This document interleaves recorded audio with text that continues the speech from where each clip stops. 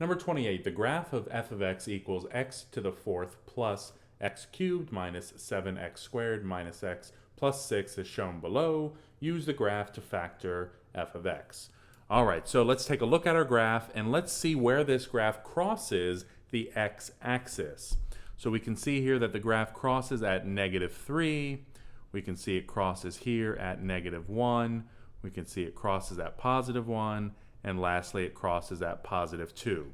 So if we're going to factor this polynomial, we're going to use the fact that we have 4 zeros here, and we're going to turn these zeros into the factors they came from. All right, -3 came from the factor x plus 3. -1, that 0 comes from x plus 1. +1, that 0 comes from x minus 1.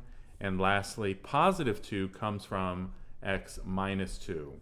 All right, notice that to go from the 0 to the factor, all we did was use the opposite sign. So we have x minus 3, or rather rather the -3, the 0 -3, simply becomes x plus 3. -1 as a 0 simply becomes x plus 1. Here we have +1 simply becoming x minus 1. It's a shift, it just changes its sign. +2 as a 0 becomes x minus 2. And again, just like we talked about in number 27, if you wanted to check yourself, you really could multiply all 4 of these factors together and you would find that you get back to the original function that created this graph in the first place. All right, but there we have it, number 28, the graph f of x in factored form.